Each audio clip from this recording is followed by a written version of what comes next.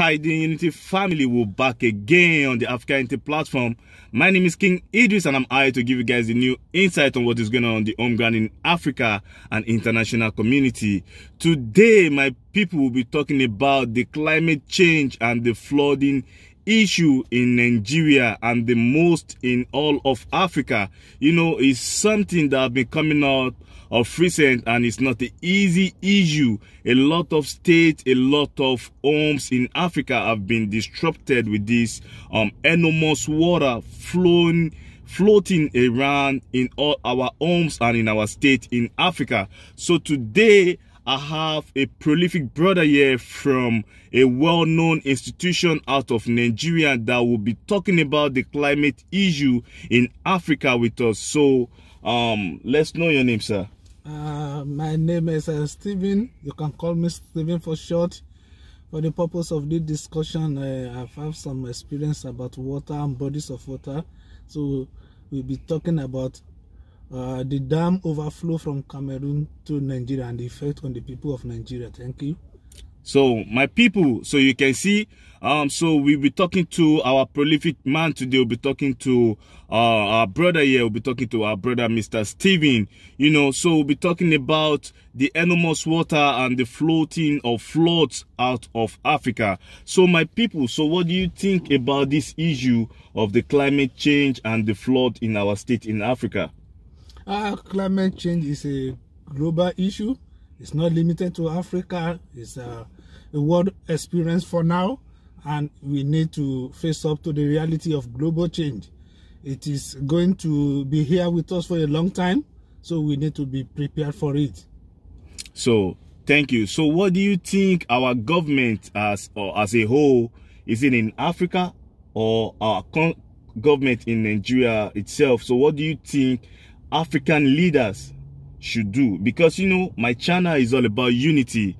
It's all about the unification of all African states, you know, how we can bring about the development in Africa and, you know, involving of the African states into a better settlement in the world. So that's what I'm thinking. So what do you think? What do you think of what our leaders should do to this flooding issue? As the channel suggests, the African unity, African leaders, we need to come together and unite. You know, this unity has been a major problem in Africa. We need to come together and unite and fight this issue and address it appropriately. Global change, global climate change is a big issue. We need to come together and fight it because the effect on African people, African environment is enormous, and because we are not that developed, we don't have the technical know-how to confront it individually. I mean, as individual countries. So African countries, at least we can start from regional. West African region, we have our organization. We have East African bodies too. So all, like the OAU, like, you know, all the bodies, yes, in the international bodies, you know. International bodies, region by region, because in West Africa we have similar environments, similar climate, different from that of the North Africa. So each region should come together and form a union against this issue. It is going to be with us for a long time. I really enjoy what you say, like it's going to be with us for a long time, and the African leaders should find a way, you know, to come together, even though you're from Eastern Africa or you're from Western Africa or you're from Northern Africa. We still all want Africa because this climate issue is going to be with us for a while. We can see what is happening in other countries around the world. Like we can see the flooding issue in the United States of America, the one that happened in Florida, and some other enormous places like the one that happened in what's it called, the southern states, most of the American southern states, like happened in Louisiana, the flooding issue in Florida, and so many other places in the world like Naples, like we talk about Singapore, some in Malaysia, and some other side in the province of Africa. So my brother, the other question I'll be asking is, what do you think the African leader, like, you know, the communities, the African communities, like the ECOWAS in the western province of Africa, and the other organization they have in the eastern side of Africa, and mostly the United Nations and other international bodies that have been there on the shore of Africa, you know, in times of helping people, giving assistance to people, you know, in times of all this climate issue. So what do you think the international body should do to help the people, mostly on the home shore in Africa? No, thank you very much. You know, when we're talking about unity, we need to be sincere. Most of the African leaders are not sincere with funds. So it is difficult from international bodies to really get down to African and help. Because, you see, like in Nigeria where we have oil, it is in the news that thousands of barrels of oil are taken out of Nigeria every day without government saying anything. So for international community to come and help African leaders, a bit difficult. But because we are in a global village now, any crisis in Africa is a global crisis. So what will be important for international bodies to do is to come down and see things for themselves and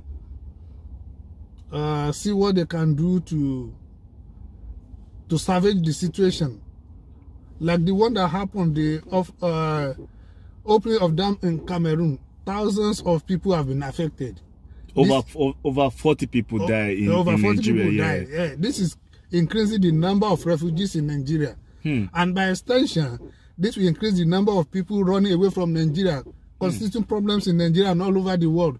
So it is better for international agencies who have expertise and the fund to come and see how they can salvage the situation.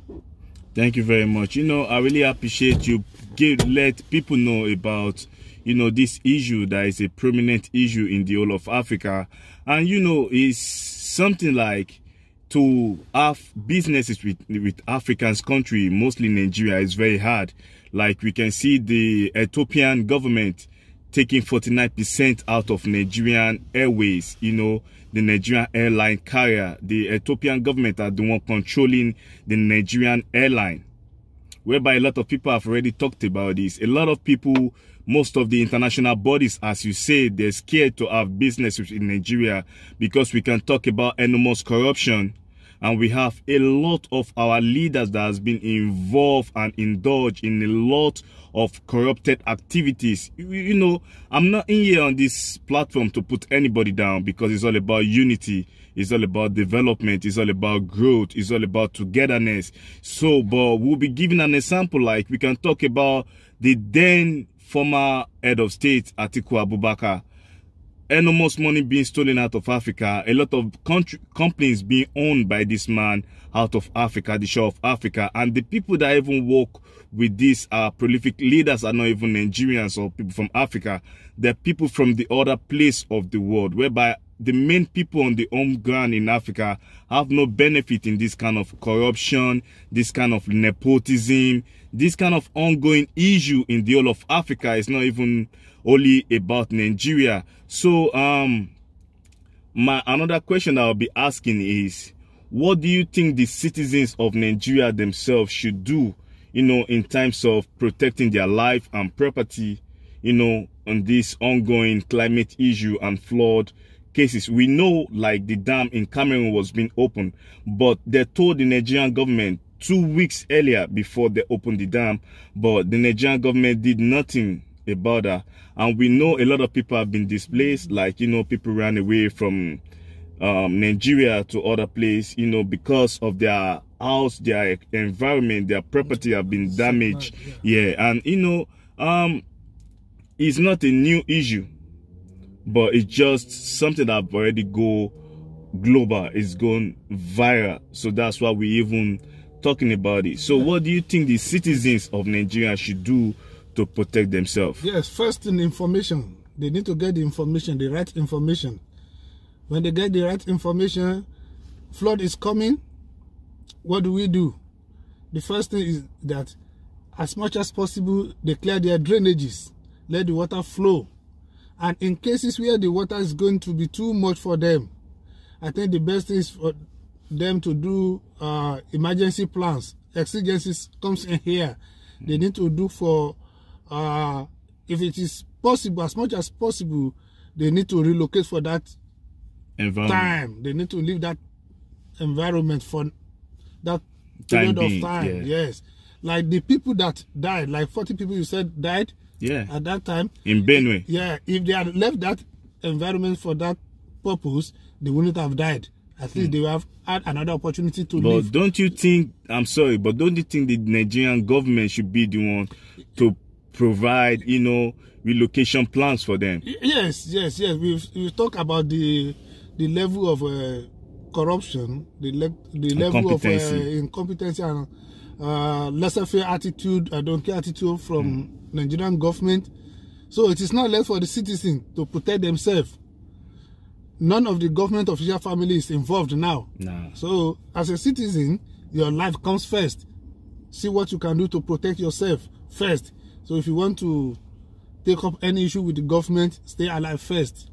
Stay alive first. And now that it has happened, as of now, I've not seen anything tangible that the government has put in place, either to relocate the people or to give them as relief. Yeah, we saw in regard to what you said now, we saw the new, like the obedient leader, the frontier of the obedient groups, you know, Peter Obi went to these places in Benue, and he went to some place in Kogi State, you know, where they've been affected by this flood, and most of the farmers over there, he gave some people 5 million naira in Benue State, you know, and he tried to like talk about how they're going to help the other people in the other part of Africa too, in terms of the landscape, you know, and in putting everything together for the people. So we got one, Peter Obi. The most unfortunate aspect of the whole thing now is that it's going to affect everybody. Farms have been overrun by water, farmers losing all their efforts, everything gone with the flood.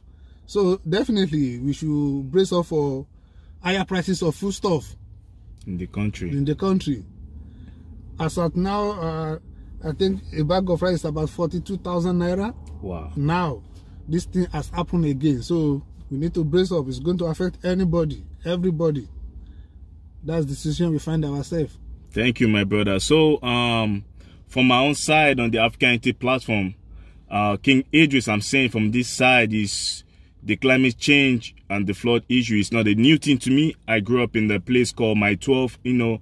It's a day-to-day struggle over there, and a lot of people, while I was growing up in this environment, I've seen a lot of people died. I've seen a lot of water, you know, scattered a lot of houses, you know, displaced a lot of people that doesn't, even some prominent people that they've been the main factors in this environment. This water pushed them away. So it's not a new thing to me, but what I'm just saying, and the reason why I bring this up on this platform, is how we can think about the development, you know, and the change and the growth in people, environmental assistance, and how a lot of people in the other side of the world can know what is going on in Africa. You know, I'm just giving you the insight about what is going on the home ground in Africa. So my people, this is what we're talking about on the platform today, is how we can generate, you know, stay together with ourselves, and how our government can help our people, you know, on the home shore in Africa.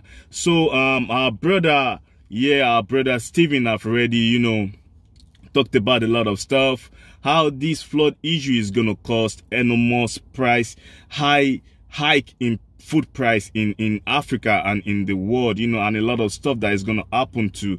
So we're coming out to give you guys the insight. And what do you have to tell our people? Well, our people, what they need to do now is not to plan for other times ahead. Plan for other times, because issue of climate change is not an individual thing. It's a governmental issue. It is not what we can handle on an individual basis. Now this has happened, we need to be ready for other times. So my people, only God will help us. Only God will help us. It's unfortunate. So my people, will be coming to an end of the segment today, and on this platform is all about unity. I'll be saying One Africa, one unity, one people. Thank you. Please subscribe, share my content, you know, and let me know how you feel about this segment in the comment section. Give us your opinion, and if you still want to see our brother Mr. Steven back on the platform, we talk about everything on this platform. We talk about sports, we talk about politics, we talk about entertainment industry, breaking news. You know, it's all about for the growth of Africa, and we, the African youth, should be the one giving our narration of the African history and our struggle by ourselves. So on this platform, I'll be coming to an end of the segment today. I'll be saying, one Africa, one people, one unity. Peace. Thank you. Peace. Thank you.